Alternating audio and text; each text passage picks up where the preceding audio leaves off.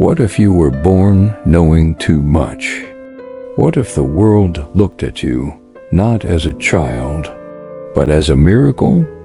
And what if that miracle destroyed your chance at a normal life?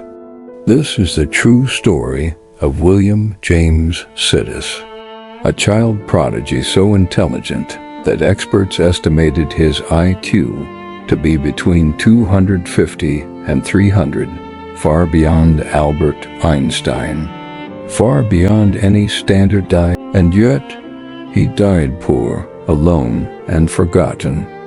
This is not a story about success.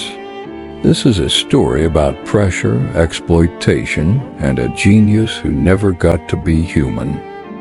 A genius is born. William James Sidis was born in 1898 in New York City. His parents were not ordinary people. His father, Boris Sidis, was a renowned psychologist and psychiatrist, a man obsessed with intelligence and human potential. His mother, Sarah Sidis, was one of the first female physicians in America. From the very beginning, William was treated not as a child, but as an experiment. By 18 months, William could read newspapers. By age 4, he had taught himself Latin and Greek. By 6, he spoke multiple languages, including French, German, Russian, Hebrew, and Turkish.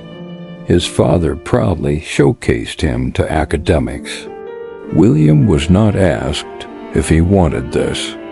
He was displayed, a child without childhood. While other children played outside, William studied advanced mathematics. By age 8, he had mastered calculus.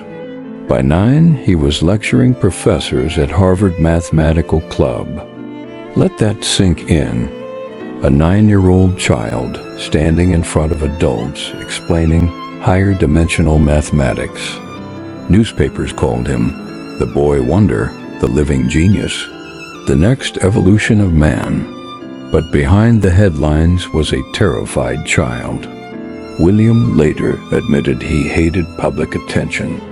He suffered severe anxiety. He struggled to relate to people his own age. And yet, the pressure only increased. Harvard at 11. At just 11 years old, William James Sidis was admitted to Harvard University, the youngest student in its history. But Harvard was not prepared for a child genius. Classmates mocked him. Journalists stalked him. Professors debated him, not always kindly. William was intellectually superior, but emotionally still a child. He had no friends, no privacy, no escape. He once said, "I want to live the perfect life. The only way to live the perfect life is to live it alone." Those words didn't come from arrogance. They came from exhaustion. The breaking point. The world expected William to become the greatest scientist in history. Instead, something unexpected happened. He broke. At 12, he suffered a severe mental breakdown. The pressure became unbearable, the expectations suffocating. After graduating from Harvard at 16, William walked away from academia. The public was shocked. How could the smartest man alive quit? The answer is simple. He was never allowed to choose his own life. Rebellion and punishment. William tried to escape his identity. He rejected fame. He rejected mathematics. He rejected the future others designed for him. He became politically radical, protesting against war and injustice. In 1919, he was arrested during a May Day protest and sentenced to prison. The newspapers mocked him. Harvard prodigy turned radical. Genius gone wrong. But the truth was darker. William wasn't rebelling against society. He was rebelling against control. A life in hiding, For the rest of his life, William James Sidis hid. He took low-paying jobs under fake names. He avoided attention at all costs. He lived in poverty, yet he never stopped thinking.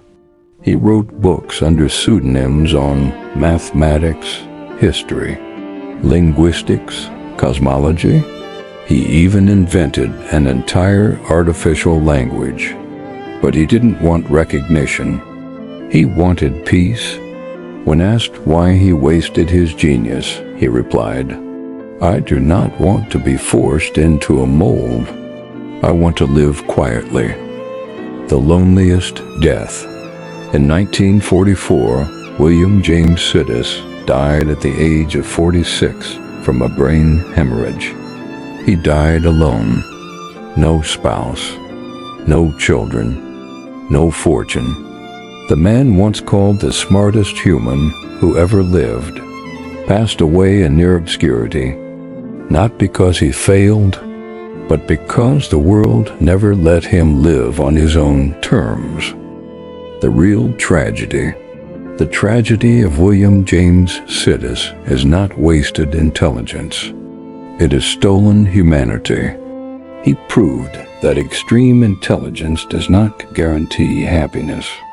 That genius without freedom becomes a cage. That children, no matter how gifted, are still children. His life forces us to ask, are we nurturing brilliance or exploiting it? William James Sidis could calculate the universe, but he never learned how to escape it. So when we celebrate intelligence, let us remember the boy who knew everything except how to be free.